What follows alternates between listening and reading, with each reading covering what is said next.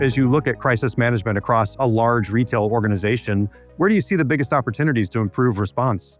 I think the biggest opportunity for organizations and for us also continues to be how do we automate the tasks that we can automate within our area of influence? And how do we streamline our decision-making process so that in the event of an incident or an event, our decisions are friction-free or reduced friction? Most companies, and including Macy's, we rely on a lot of tools and technologies to help streamline our work. But what ends up happening is as you onboard vendors or as you repurpose an old tool, the systems don't talk to each other. Now with tools like APIs and Power Automate and Power BI and dashboarding and everything else, you can build a bridge between your tools. You can build workflows that are systemic, that kind of capture that mindset, and workflow rules that say, when this condition is triggered, do this.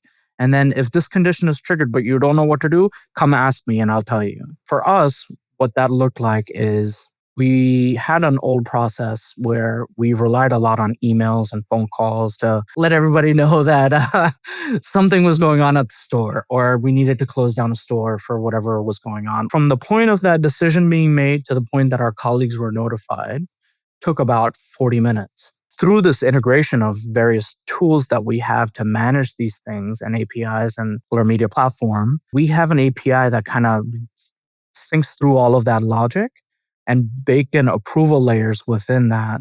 That's that human in the loop component. We want that decision to have the proper authority, proper content, and proper timing. What that does now is from the time the decision is made to the time the line staff colleague is notified takes about 7 minutes.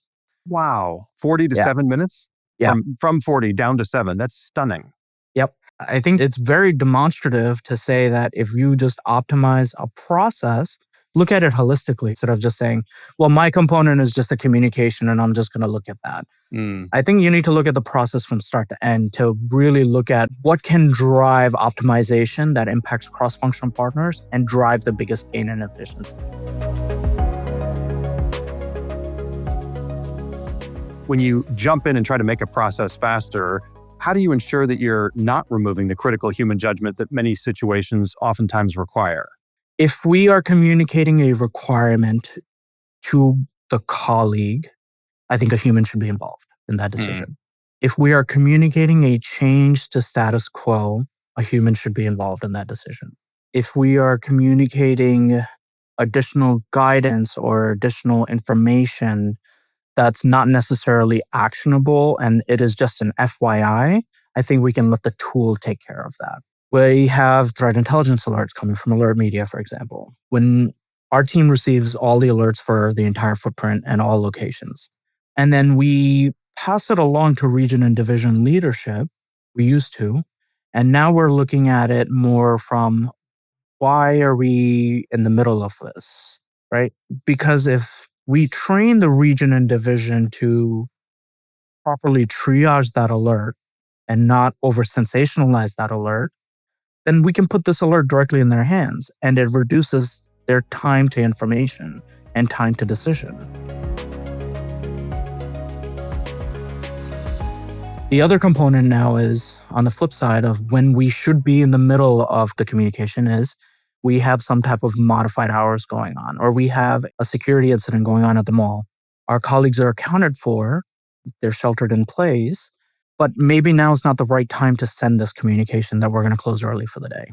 Let's wait till PD gives us the all clear. Let's wait to ensure colleagues are safe and accounted for. Let's wait to make sure that our colleagues are in a mental space to receive that communication from us. Because a lot of times, right, and I would be too, you would be a little shook up after something like that. And you really don't want a depersonalized message that says your location is going to have an early closure today. You want that human element to say, yeah, our colleagues are in a mental space to receive this kind of information now. And they are safe to receive this notification now. Because what you don't want is a automated alert going out to a grouping of people that may accidentally have their phone not on silent or vibrate and alert a potential dangerous individual or perpetrator to their exact location. I think those are the two where it's like, this is now an intentional delay, not a systemic delay.